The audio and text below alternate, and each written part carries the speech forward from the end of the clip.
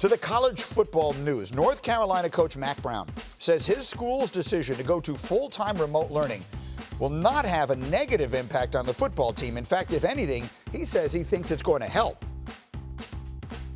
Even yesterday with not going to classrooms, that helps us create a better shield around our program and a better bubble. I look up and I see these universities with these students downtown on the Strip, and there's hundreds of them that don't have masks and they're hanging out.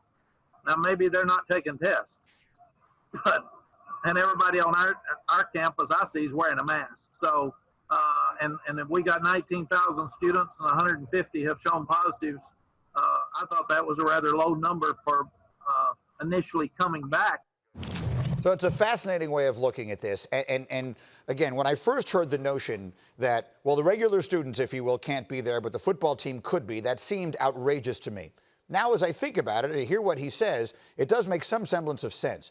Jeff, to be personal here, your son is on that football team. And you were telling us this morning that there was a parent call that you were involved in. What can you tell us about what came out of that meeting? Yeah, Monday, the team held a call for all the parents. Obviously, that was the day they mentioned, the other students who had tested positive and what the numbers were. And they laid out the protocol, basically, of how they were going to handle it. Doctors were on the call, trainers were on the call. Coach Brown obviously led the call. Assistant ADs were on the call, and they just went through, hey, here's what the expectations for your son are with wearing a mask, with wearing a shield at practice. But I fully agree with Matt that as students leave the campus, it is definitely better for football players. If you're keeping them there, it definitely insulates them better.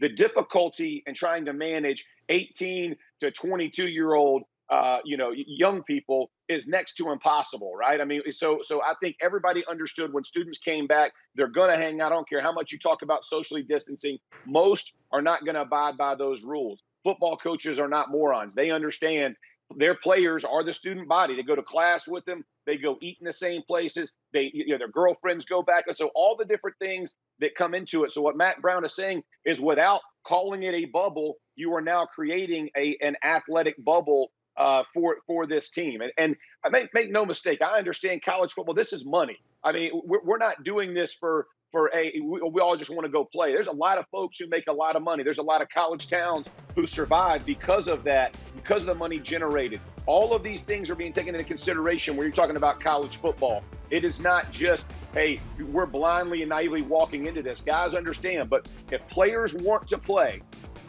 put so much into it, so much effort, there's no easy answer for this. It's not like, hey, just because we're going to play in spring, that this is all of a sudden going to go away. Are we going to have a vaccine? Will we be able to treat it better? We have no idea. And so if you're on the side of we need to get back to dealing with the pandemic, but still trying to get on with your life and how that looks, again, there's no easy answer. I can tell you as a parent, this is one of the hardest things my wife Karen and I have had to do is, talk it over with our son. Do you feel safe? Do you feel comfortable? Is this what you want to do? And as a young adult, you try to help them with their decision making. But ultimately, the students not being on campus, I think, definitely benefits athletes just because of the sheer numbers that they don't have to come in contact with. We appreciate you being willing to share that. And Marcus, I've really struggled with this. Is it fair and reasonable to ask college students who aren't being paid to essentially live their lives in a bubble the way the millionaires who play in the NBA are willing to do in order to play college football? And so I see both sides of this argument. Which side of it are you on? Well, listening to Jeff, I can't really understand because he's actually going through it with his son, but I definitely understand the points that he's making. Bottom line is this, G, the structure of amateurism is being broken. It's being cracked. Yeah. We've had this conversation for a long time, and now we're starting to understand that it took this pandemic, honestly, to show not only the revenue generation, but how these student athletes are looked at. And look, I get it. These guys, both sides of this argument is the father and Jeff and his wife is like, yo, we want to make sure our son is okay. And the father and me would be like, man, I'm not sure if I should put him in this environment. The other part is you have to deal with the pain of your 18-year-old not being able to play the game that he loves. So it's a double-edged sword. And I'm almost with Jeff, and he's changed my mind a bit about that, because do you relent to your son? He's making a decision now at this point as an adult. So I understand that. But let's get to the other part of this, G, the question that you asked. There is no amateurism in Power 5 football. Let's get rid of that word. This is a revenue-generating business.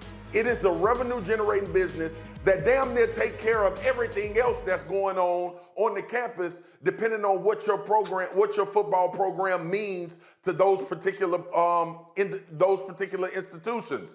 When I hear all of these coaches talk, when I hear these presidents, these ADs, the Big Ten and the Pac-12 canceling a football season, the shock to me was, what about the money, right? That was my first thought when they canceled Big Ten and Pac-12 football. How are they going to sustain? We saw Stanford cutting sports programs. We saw people having to make big-time adjustments. But let's get rid of this amateurism. This is semi-pro football. That's what it is. That's what we need to start calling it. Yeah. And we need to go forward with that idea in mind. I'm not even sure it's semi anymore. Shefty, final thought. What are your thoughts on all this? Well, I would say it's essential work in a lot of these college towns. Football is essential in Tuscaloosa. It's essential in a lot of these places down south. It's essential for the economy. It's essential for the student athletes that want to play.